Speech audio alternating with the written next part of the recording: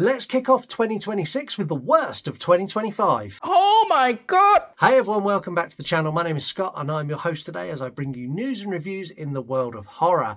Today I'm bringing you a top 5 countdown of the worst horror movies of 2025.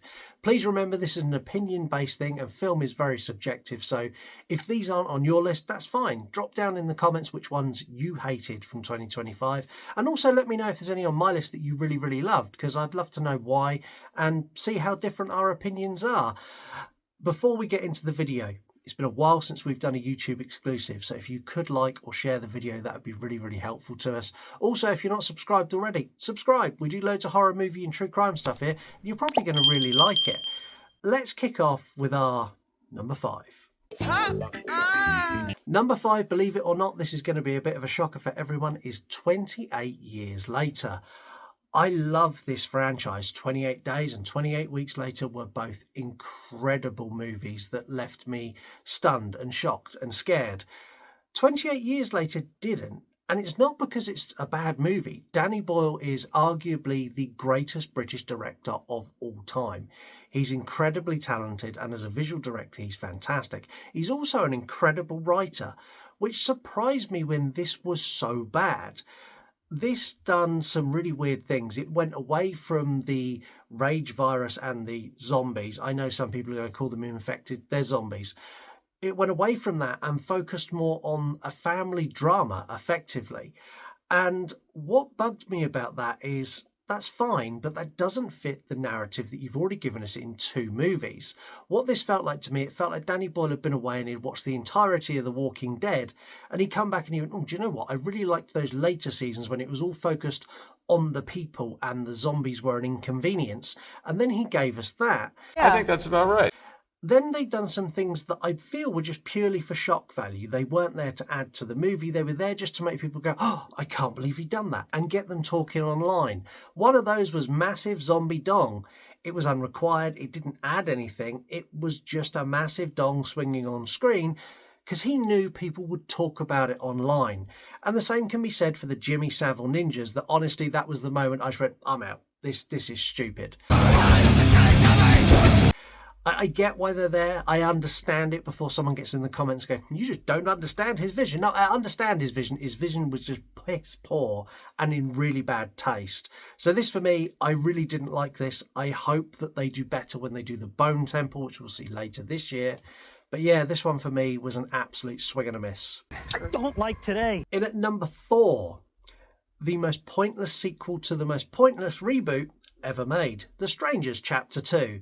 This film is dreadful, like the worst slasher we have seen for decades.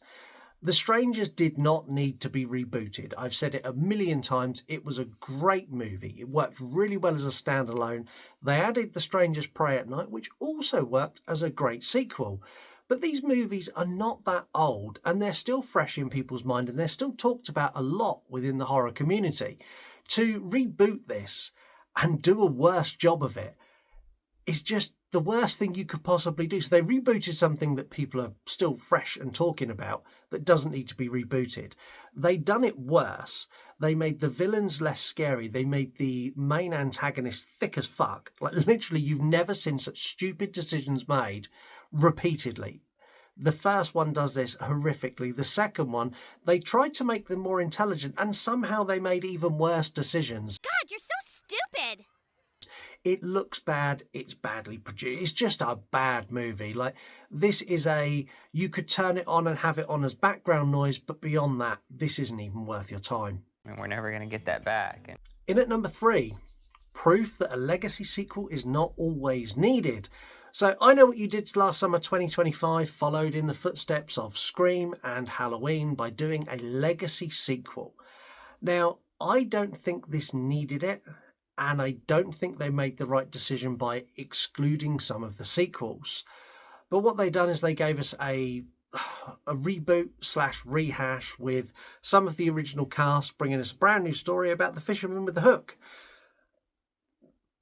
It was awful. It was so bad. Like the dream sequences in this, the reveal at the end, like literally everything about this just screamed cash grab.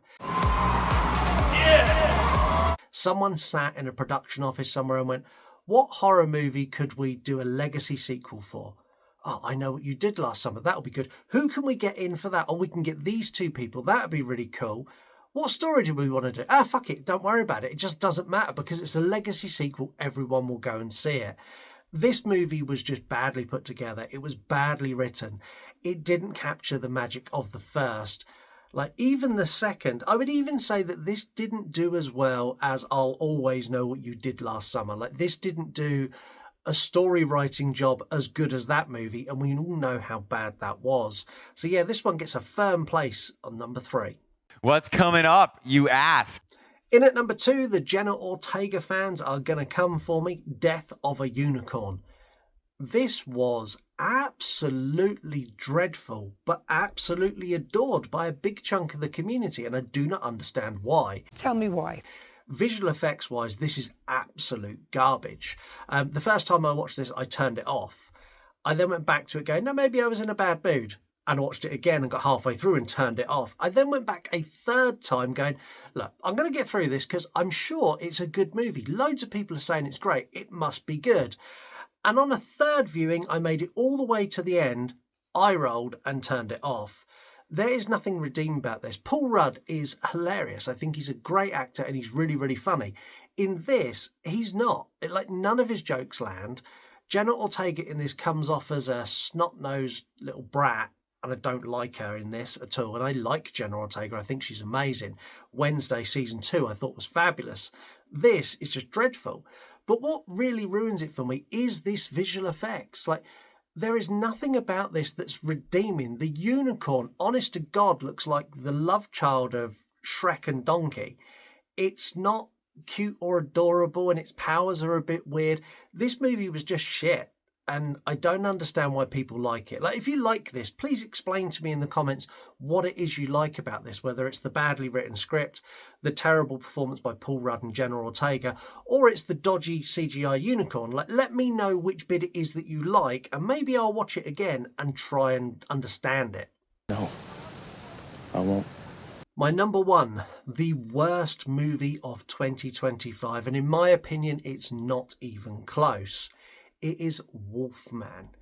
This was the follow-up to The Invisible Man. This was the next evolution of the Universal Monsters. And it was dreadful. It was dreadful because it didn't really contain a Wolfman, which is the main point of the movie. It's Wolfman, and they didn't give us a Wolfman. They gave us this weird, deformed zombie thing.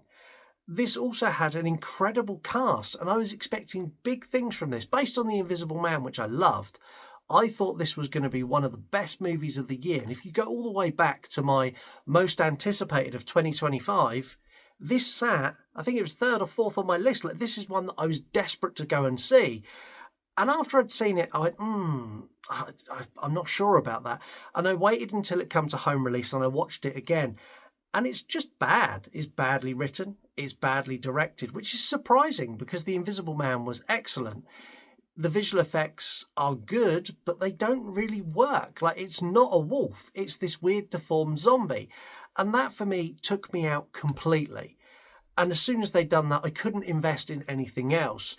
Julia Garner, I think, is an incredible actress. And in this, she felt underutilized. She felt like she was pushed to the back when she should have been the forefront leading this movie. She really wasn't. And I just didn't enjoy it. So for me, this is the worst movie of the year. But I want to know from you in the comments, what were your top 5 worst movies of the year? What one of my movies did you really, really enjoy? Let me know, and I'll catch you on the next one. Well, I guess I'll see you guys around.